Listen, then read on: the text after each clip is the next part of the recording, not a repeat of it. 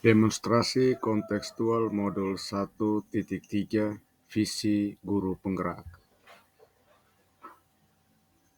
Perkenalkan, nama saya Benyamin Mau, CGP Angkatan 11, Unit Kerja SDN Fatuloro, dengan fasilitator saya Bapak Slamet Cerjono, pengajar praktik saya Bapak Yohanes Seran. Tugas demonstrasi konseptual yang pertama adalah apa yang saya pahami mengenai kaitan peran pendidik dalam mewujudkan filosofi pendidikan Ki Hajar Dewantara dan profil pelajar Pancasila pada murid-murid dengan paradigma inquiry apresiatif di sekolah Bapak Ibu. Menurut pendapat saya, inquiry apresiatif adalah pendekatan dalam manajemen perubahan yang berfokus pada pencarian nilai-nilai positif dalam organisasi atau individu. Dalam konteks pendidikan, inquiry apresiatif dapat dimulai dengan mengidentifikasi hal-hal baik, menemukan cara untuk mendukungnya, dan kemudian menemukan strategi untuk melakukan perubahan ke segala arah yang lebih baik.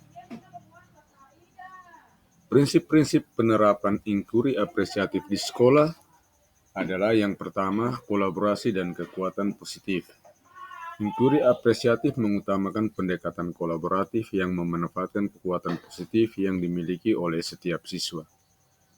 Kedua, guru dapat menerapkan inquiry apresiatif untuk memahami potensi siswa dan merancang pembelajaran sesuai dengan kebutuhan mereka.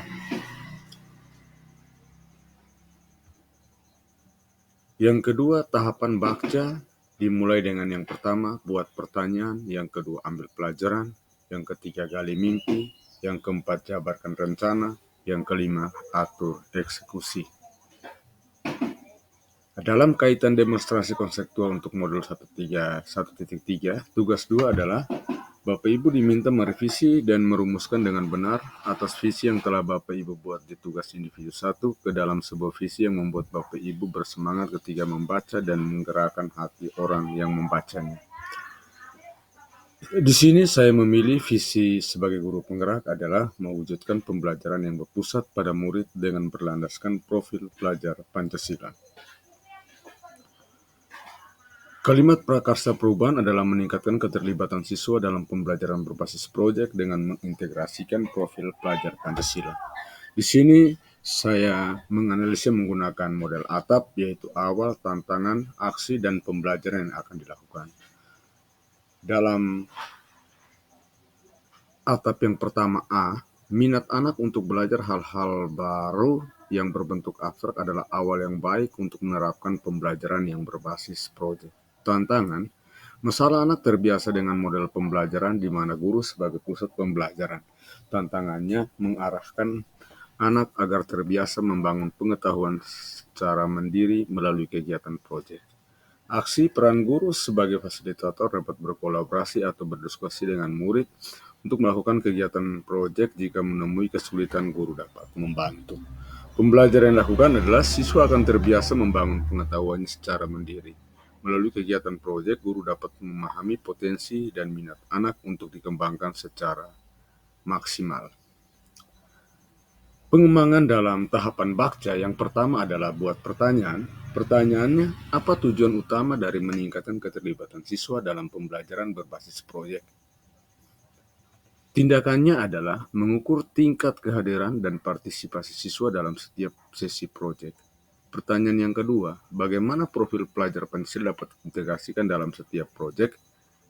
Tindakannya adalah mengadakan proyek yang melibatkan kerjasama antar siswa dari berbagai latar belakang. Pertanyaan yang ketiga, apa indikator keberhasilan yang dapat digunakan untuk mengukur keterlibatan siswa?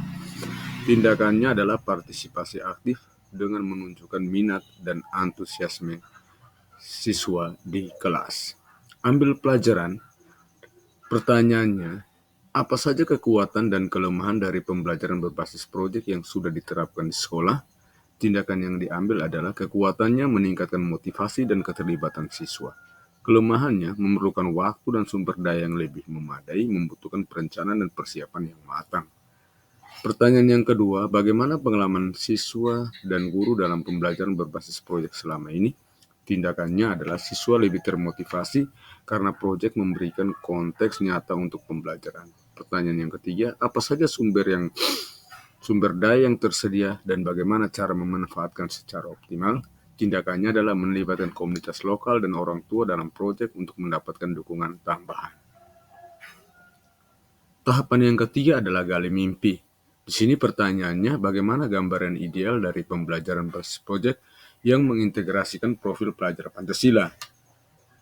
Tindakannya adalah pembelajaran yang mengaitkan teori dengan praktek nyata berbasis pada pengalaman sehari-hari yang mencerminkan profil pelajar Pancasila.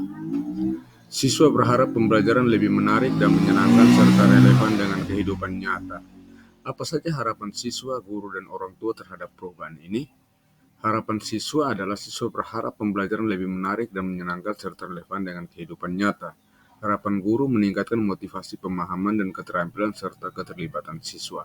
Harapan orang tua menginginkan anak-anak mereka memiliki karakter dan keterampilan relevan dengan dunia nyata. Pertanyaan yang ketiga, bagaimana cara menciptakan lingkungan belajar yang mendukung keterlibatan siswa secara maksimal? Tindakannya adalah memberikan kesempatan kepada siswa untuk berpartisipasi aktif dalam perencanaan dan pelaksanaan proyek. Pada tahap jabarkan rencana, pertanyaannya, apa langkah-langkah yang perlu diambil untuk mengintegrasikan profil pelajar Pancasila dalam pembelajaran berbasis proyek?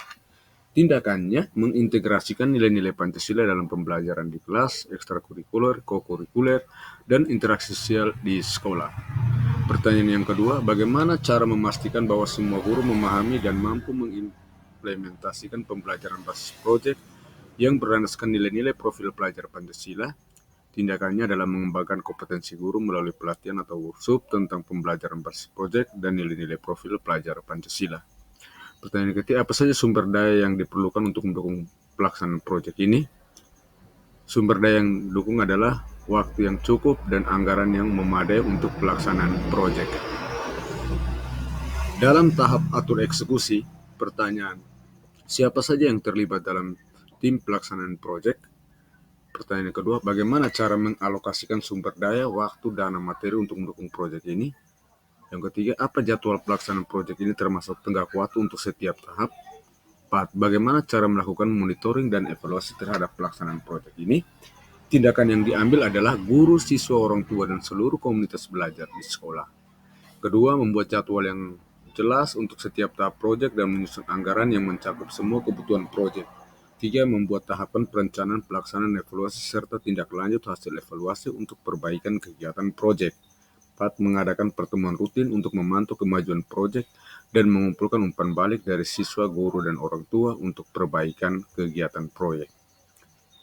Di sini kesimpulan yang saya ambil dari visi yang saya buat adalah, visi yang diharapkan adalah mampu meningkatkan keterlibatan aktif siswa, pengembangan karakter, pembelajaran kontekstual, kolaborasi, dan kerjasama dalam pembelajaran berbasis proyek dengan mengintegrasikan profil pelajar Pancasila yang relevan di dunia nyata.